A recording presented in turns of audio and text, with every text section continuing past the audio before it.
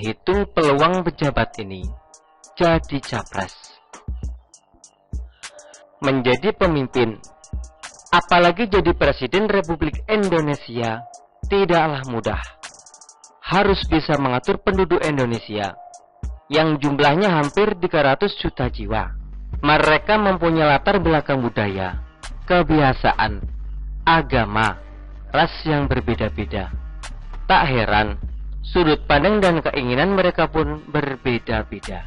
Presiden Jokowi pada masa pemerintahannya fokus pada pembangunan infrastruktur, jalan tol, bandara, kereta, bendungan, dan lain-lain dibangun. Tapi tetap saja ada orang yang tidak setuju, bahkan menyalahkan. Padahal mereka memakai atau menggunakan produk kebijakan tersebut. Tahapan menuju RI1 sangat berat dan tidak sembarang orang bisa.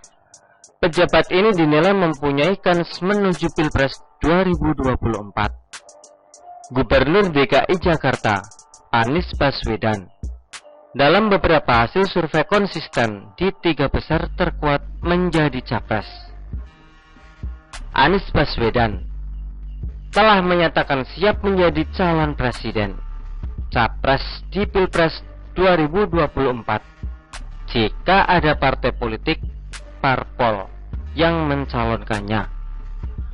Popularitas dan elektabilitas Anies Baswedan di sejumlah lembaga survei cukup tinggi. Misalnya, versi survei New Indonesia Research and Consulting yang dilakukan pada 1 sampai 10 Februari 2022. Anies berada pada urutan kedua dengan elektabilitas 13,8%. Kemudian, elektabilitas Anies Baswedan sebagai capres di wilayah Jawa Barat berada di puncak teratas berdasarkan survei Saiful Mujani Research and Consulting (SMRC). Anies mempunyai beberapa kekurangan yang bisa jadi penghalang jalan menuju Pilpres. Masa jabatan Anies Baswedan sebagai Gubernur DKI Jakarta akan berakhir pada 16 Oktober 2022. Kemudian Anies Baswedan bukan kader parpol manapun.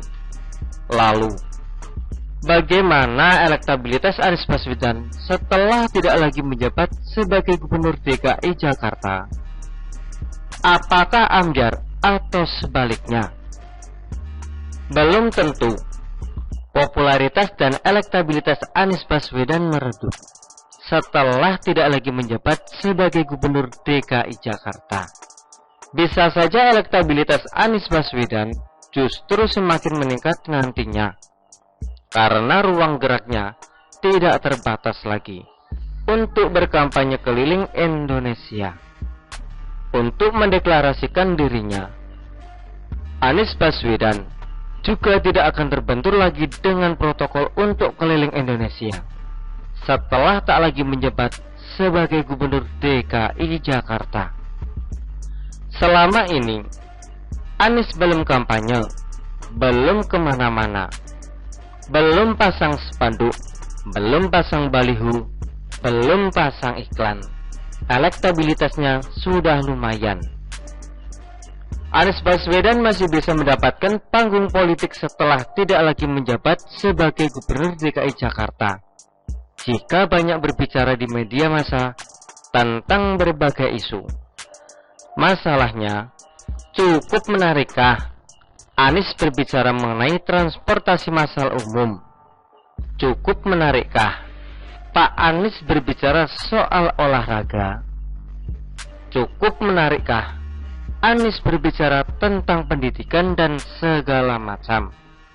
Intinya, nasib elektabilitas tergantung tindakan politik Anies Baswedan. Kemudian, jika Anies mampu berkomunikasi dengan partai politik yang berpotensi mengusungnya, maka jalan Anies menuju capres terbuka lebar.